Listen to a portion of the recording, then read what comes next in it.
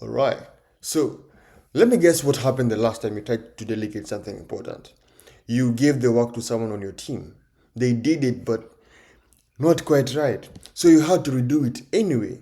And you thought, this took more time than if I just done it myself. So now your conclusion is, I won't delegate anymore. You just do it. Does this sound familiar? Here is today's key point. Delegation doesn't fail because your team isn't capable. It fails because you never learned how to delegate properly. And until you learn, you'll stay trapped doing work that someone else could do with the right training. Today, we are breaking down the delegation that actually requires work and why most CPA firm owners get it completely wrong. My name is Ephraim Asher, and I help CPA firm owners build firms that work without them. In when week 6 of this series is based on David Maister's book called Managing the Professional Service Firm, and we're building on something important here. So, a quick recap of last week is we talked about the partner mindset shift from doer to owner. We broke down the three hats you wear: the professional, the manager, and the owner. And most CPA firms spend around 60 to 70% of their time on professional work, 20% on managerial work, and the only 5 to 10% on ownership work. But the successful firm, it it flips this. Their owners spend 20 to 30% on ownership work. This is something like strategy direction, institutional development, and client stewardship. And we identified why CPA owners resist the shift. Professional work is comfortable, it feels urgent, it's billable, and it aligns with their identity as technicians. The exercise that I gave last Thursday per se, was to audit your calendar and measure how much time you actually spent on ownership work. Then block 3 hours next week for strategic thinking. And so this week we're getting tactical because here is the main problem. You can understand leverage, you can commit to ownership work, you can know you need to delegate. But if you don't know how to delegate without sacrificing quality or creating more work for yourself, you'll stay stuck. So today we're breaking down Meister's framework for delegation that actually works in professional firms. And I'm going to show you why your past delegation failures weren't about your team. They were about your approach. So, why delegation fails in CPA firms? Right, let's start by diagnosing the problem here. So, Meister studied hundreds of professional firms and identified the most common delegation failures. And here are the top 3 reasons delegation doesn't work in CPA firms. First, you delegate the task, not the outcome. And when the moment I realized this, the moment I read it, it blew my mind. So most CPA owners delegate like this. Can you prepare this schedule C? Or can you reconcile this account? Or can you do this? Can you draft this email? You're delegating a specific task. But that's the problem here.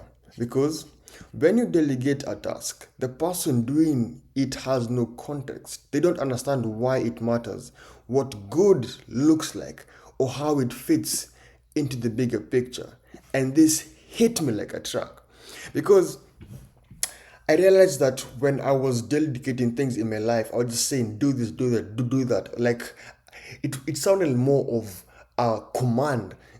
And just understanding this, that I'm delegating the task, not the outcome, it shifted how I approached the idea, the thing, the process of delegation. So they do exactly what you asked, nothing more, nothing less. And when it's not quite right to say, they didn't do it the way I would have. I know I've said this a couple of times. And Meister says it he has this principle, and he says in the book, when you delegate a task without context, you're asking someone to execute blindly. They can't think critically because they don't understand the objective. That is profound. So the fix for this is delegate the outcome, not just the task. So instead of saying prepare this schedule C, try saying, look, this client is a contractor. They will need this schedule C to be accurate for both tax purposes and potential SBA loan reviews. Here is what good looks like. Can you handle it? Now they have context, they understand the stakes, and it gives them now the ability, with the context, to think, how should I approach this problem? The second one is you delegate without training. And here's how most delegation happens. Hey, can you handle this? Sure. And then you just expect them to figure it out.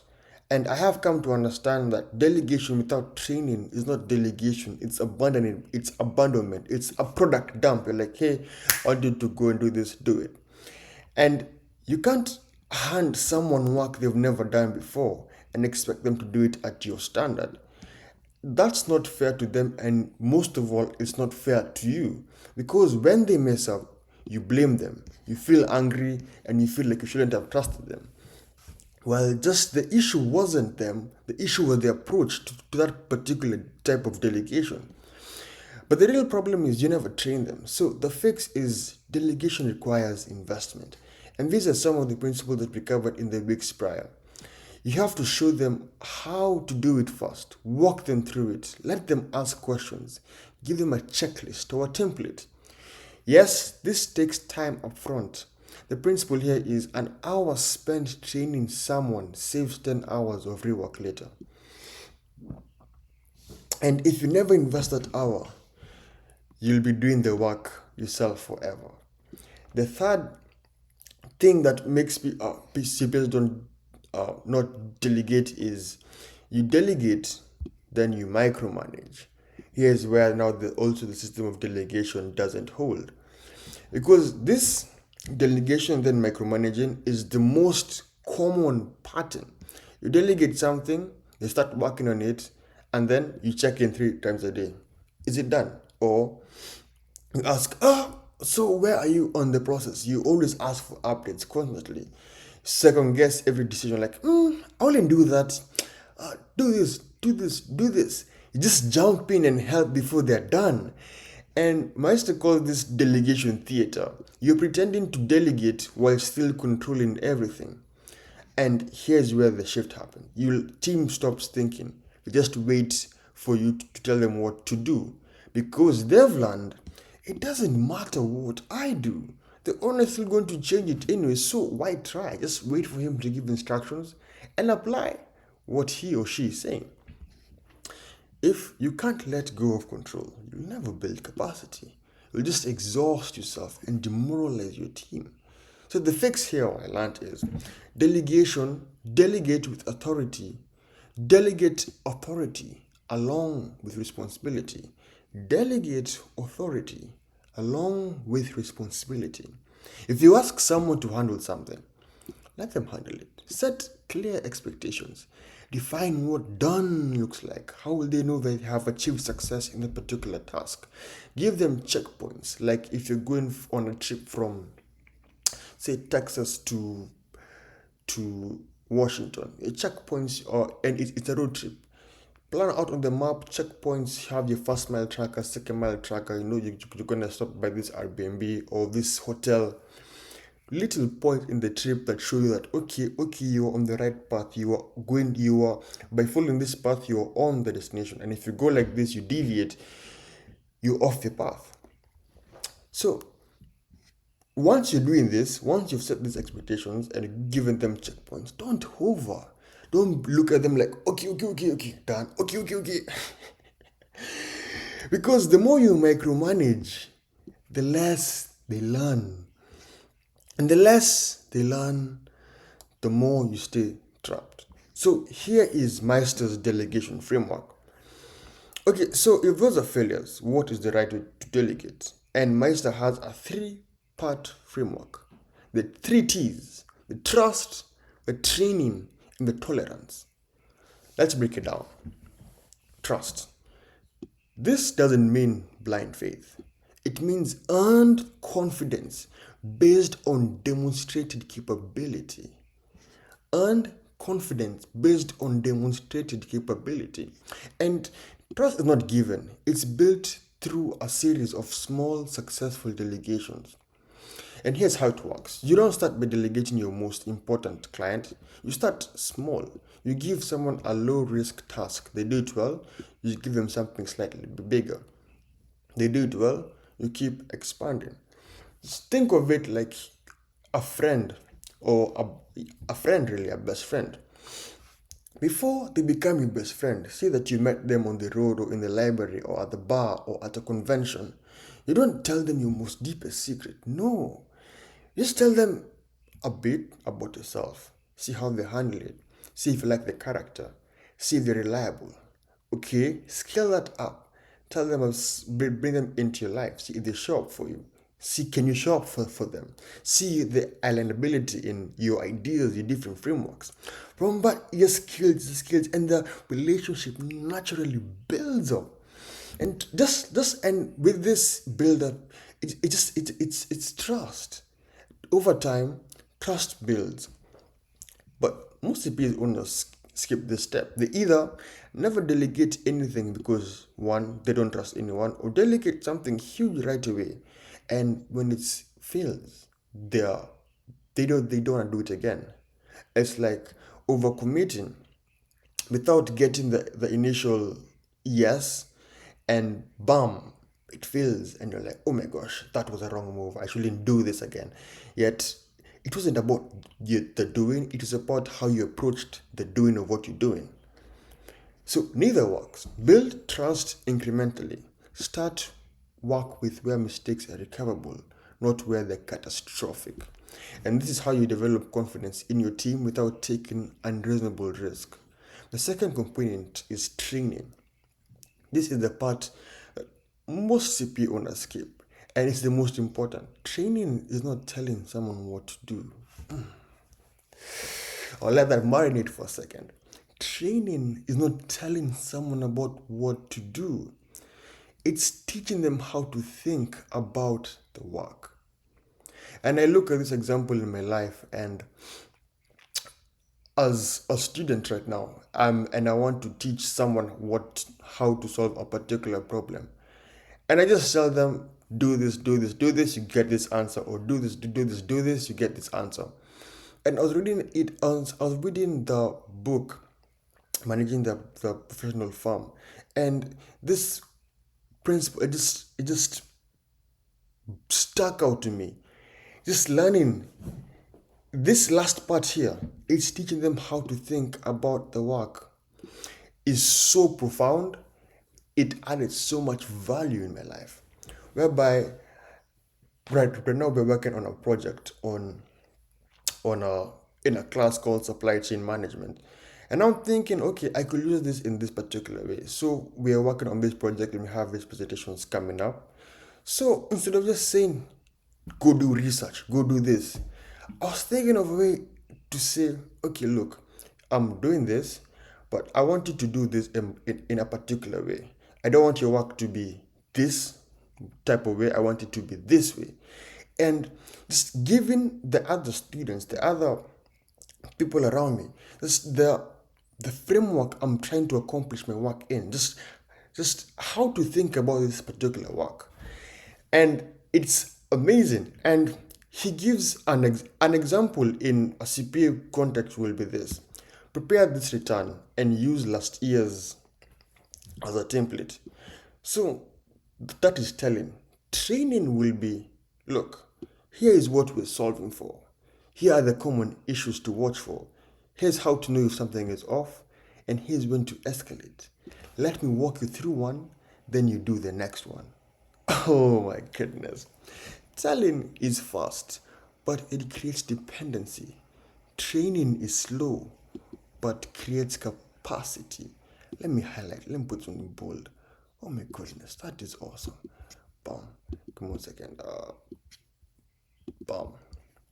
The goal of training, the goal of training is not to make someone do it exactly like you. It's to make someone capable of doing it independently at an acceptable standard. And the keyword here is acceptable, not perfect, not superb, not immaculate, but acceptable. Because if your standard is exactly like I will do it, you like I will do it, you'll never delegate successfully. Everyone is different, everyone has a different approach. How you work may not be the same with the how you work may not be the way the other person works. Just from working to point A to point B. But what happens may not be exactly how I work, but do I get where I wanna go? If I achieve that particular goal, then well, then perhaps how I work, how differently I work may vary, and that's okay. The last component is the tolerance. And this is the hardest part for CPA owners because tolerance means accepting the work that won't be done exactly the way you'll do it. It will be 80% as good, maybe 85, and that has to be okay. The enemy of delegation is perfectionism. If you can't tolerate work that's good enough, you'll never build leverage. And here's the math. If you can do something at 100% quality in 2 hours and someone else can do it at 85 quality in 3 hours, then should you delegate it? Most owners will say no. I can do it better, faster, and cheaper, which is true. But Maister's insight is actually you should delegate because if 85% if 85% if is acceptable to the client. Why? Because the first time it takes them 3 hours, but the fifth time it takes them 2 hours. In the 10th time, they are at 90% quality in 90 minutes. And now here you're free. Perfection is expensive. It costs you your time, your energy, and your ability to scale. So the question isn't, can they do it as well as me? The question is, can they do it well enough? And will they improve over time? If yes, delegate it. The three levels of delegation is, not all delegation is the same. And Meister identifies three levels of delegation, and most CP owners use the wrong level for the task. So let me break them down. The first level is delegating tasks, and this is the most basic level. You delegate a specific, discrete action.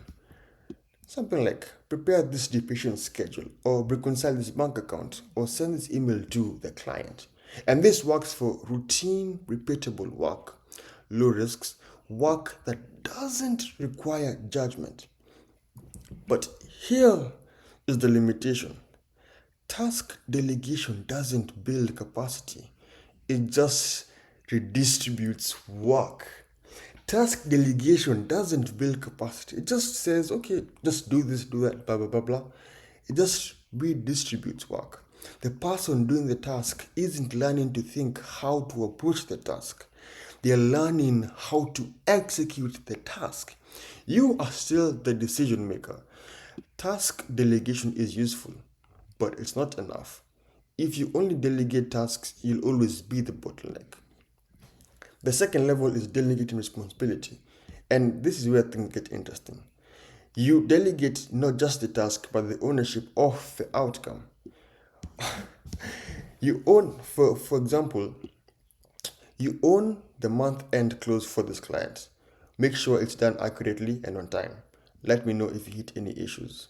So, do you notice the difference? Instead of saying, go do the month end close for this client, you say, you own this close for this client and make sure it's done well and on time. And if you have any issues, come to me.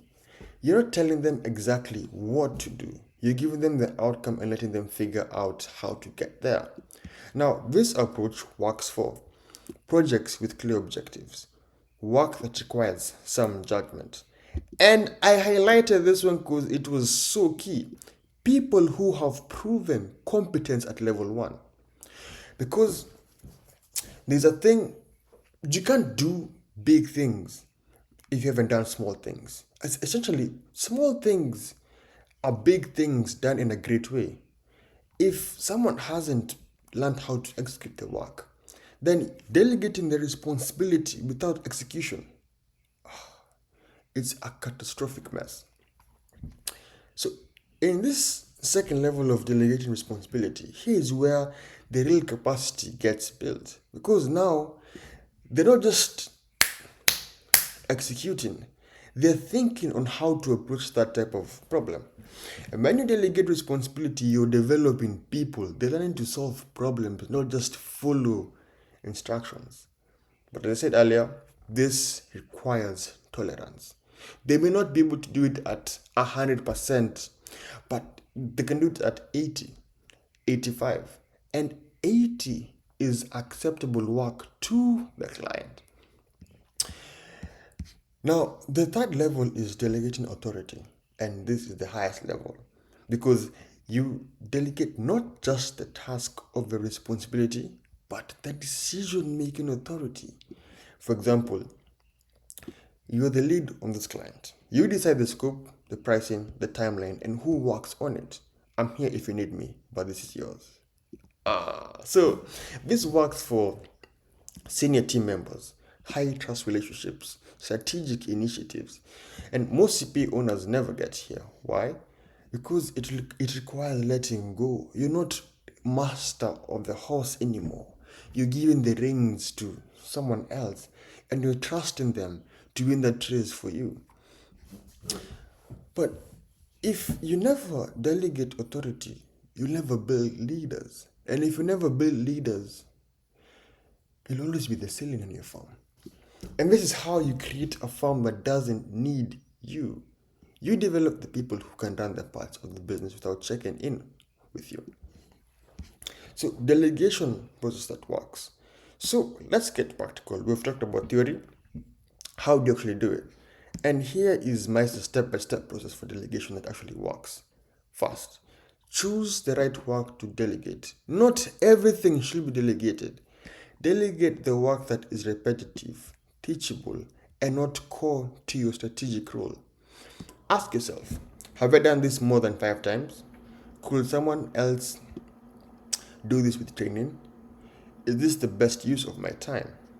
If yes to all 3, then it should be delegated. For example, in a CPA form will be routine tax prep, or monthly bookkeeping, or client onboarding, or standard reconciliations. Keep for yourself, at least initially, strategic client relationships, complex technical problems that are rare, firm-wide decisions. The second one is choose the right person. Just don't delegate to whoever is available. Match the work to the person's capability. That is the best way to avoid mismanagement. And second, to protect yourself from emotions, from anger, from feeling disappointment in the firm. And it's also a nice way to give morale. Have you ever been in a place whereby someone you know who is incapable of doing the work is kept as team leader, and because he's not doing the work, it demoralizes the whole team, and people don't want to work on it because they're like, you see, delegate to people who are ready for the next level, not people who are struggling at their current level. Ask, have they done similar work successfully? Do they have the foundational skills? Are they motivated to learn this? If no, train them on something easier first. If yes, this is the right delegation opportunity. That step is set clear expectations. And here's where most delegation fails. Because you assume they know what good likes. They know what good is like. Pointer, they don't. Clarity on the front end prevents confusion on the back end. Think of it like buying a product. You think it's gonna be the best product, it's gonna be amazing. So what do? You go on Amazon and you spend your money. Then when the product comes, you're like, wait, I never ordered for this. I never wanted this. And you have to start going back to wasting your gas, going to Whole Foods to go and do that refund again. But you see, you've wasted time, you've wasted money already, you've probably paid for taxes. Clarity on the front end prevents confusion in the back end.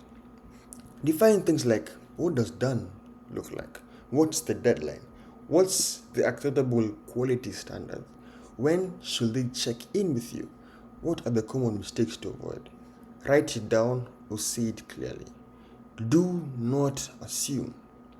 There's a saying that says, if you assume, you make an ass of you and of me. The fourth step here is provide resources and training. Don't just hand them work. Give them a checklist or template, access to past examples, training on how to approach it. Someone they can ask questions. Delegation without support is setting up people to fail. Invest the time up front. I'm telling you, it pays off later. And let them do it without hovering. And this is the hardest part, because once you've delegated, you have to step back. Let them work. Don't check in every hour, every minute, every 30 seconds. Don't micromanage. Don't help before they've done. The only way people learn is by doing. And if you keep intervening, they'll never learn. It's like going to the gym and you want to lift these weights. And as you're going to lift the weights, your coach comes and says, "Oh, no, here is how you hold it. Okay, 1, 2." And now as you're going to do, like, "Oh, no. Now, 1, 2." And at the end of the thing, you haven't even done anything because they've been interrupting you. You set the whole time. So set checkpoints if needed. But between checkpoints, let them own it. Back to the gym example, like do 5 reps, see how you feel. Okay, can we adjust this part of your shoulder? Do it 1, 2. Okay, that doesn't feel right. Here's what you need to change. Do this. Step 6, review and coach, not redo. Review and coach, not redo. When they are done, review their work. But here's the key. Don't just fix it and hand it back to them. Coach them. Ask them, what was challenging about this? What will you have done differently next time? And here's what you did well. And here's where we need improvement. This is how they learn. If you redo their work without explaining why, they learn nothing. And you'll be redoing it forever. It takes extra 10 minutes to coach. Yet, that's how you build capacity. Step 7. Expand responsibility gradually. Once they've succeeded at one thing, give them something slightly bigger, then bigger, then bigger. Trust is built through a series of small successes, not one big leap. The Chinese phrase saying of 1,000 miles begins with one step applies here. You don't get to mile 1,000 unless you're spawning in from there. And even though you spawn there using teleportation and all sorts of controversial devices, a process had to be taken to create that device. From step 1, coming up with the idea. Step 2, finding the materials. Step 3, running steps, prototype. It's always a step. So trust is also like the same step. It's built with a series of small successes, not one big leap. Not just this big, huge of faith where you're diving in all in. Over time, they become capable of handling work you never thought you could delegate. But it always starts small. So here is the mindset shift that you need. And and here is a truth that you may not want to hear. So the problem with delegation isn't your team, it's you. And I've learned it. The problem with delegation isn't the people I'm working with, it's me and how I approach it. And you're the bottleneck because you won't invest time in training. You can't tolerate work that's less than perfect. You won't let go of control. You rescue instead of coach. And I am more prone to this last one. Like I rescue instead of coaching. And say, "Oh no, let me show you how to do it," instead of like trusting them to learn, building capacity. If your farm depends on you, it's not because your team isn't capable. It's because you haven't. It's because you haven't made them capable. If your farm depends on you, it's not because your team isn't capable. It's because you haven't made them capable. Yes, It's harsh, but it's true. And the good news is, it means you have control over the situation, over the solution. You can change this, but it requires shifting from I'll just do it myself to I'll invest time now so I don't have to do this later. And that's the shift. Once you make it, everything changes. So the 3 delegations to start this week is delegation.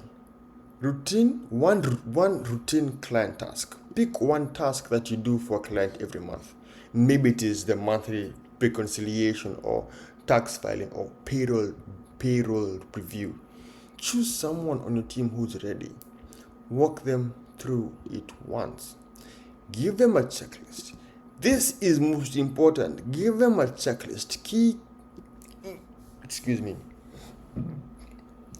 KPI indicates what should they be looking for, what objectives should they hit. Then let them do it the next month.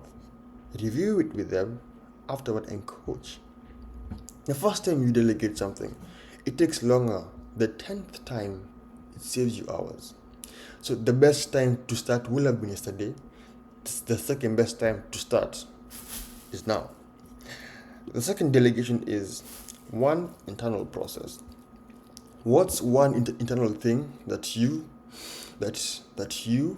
do that someone else will handle? Maybe it is schedule client meetings, for following up on outstanding items, preparing engagement letters, or updating the project status. Delegate it. Show them how. Give them the tools. Let them own it. This frees up time for ownership work, which is strategic thinking. You're now creating your clients. You're building what the firm will be like without you. The third type of delegation is the type of delegation that you should at least do this week is the one decision type. This is the advanced move. So what's one type of decision that you repeatedly make? Maybe it is whether to extend a deadline, how to respond to a certain client question, or which staff member should work on that. Create a framework. Define the criteria, and then train someone to make that decision. Then let them make it without you checking with you first. Every decision type you can delegate is one less interruption in your day, and fewer interruptions means more time for strategic work. Every decision type you can delegate is one less interruption in your day, and fewer interruptions means more time for your strategic work. Earlier we covered in the week 5 summary, we covered something that I wanted to highlight really quickly. It's something that it's extremely profound, because here most CPA owners spend 60 to 70% on professional work, 10 to 30 on managerial work, and 5 to 10 on ownership work. Now look at here, 5 to 10 on ownership work. But successful firms flip this and the owners spend 20 to 30. That's over a 15% difference from 5 to 20. And here is where the key differentiator is: how to delegate, and how to delegate responsibly. Now,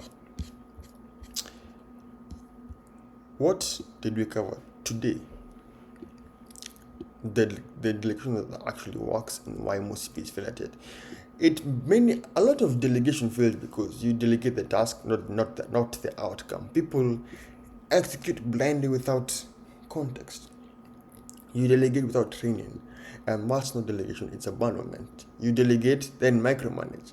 That creates dependency, not capacity.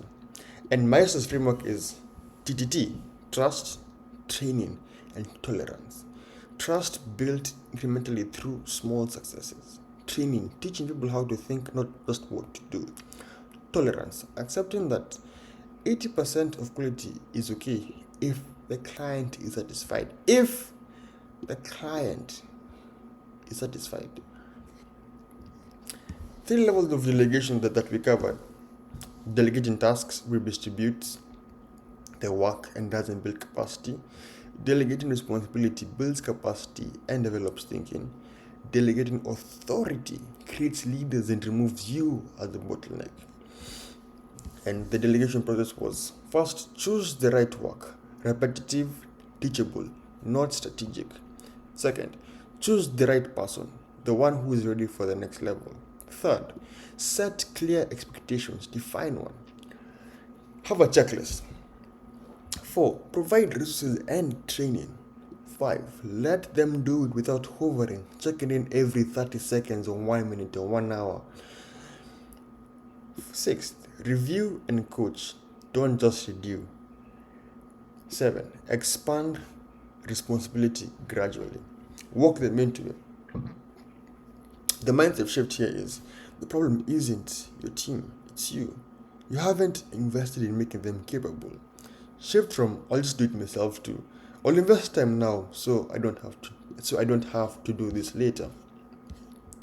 So 3 delegations to start this week is: the first one is 1, routine client task.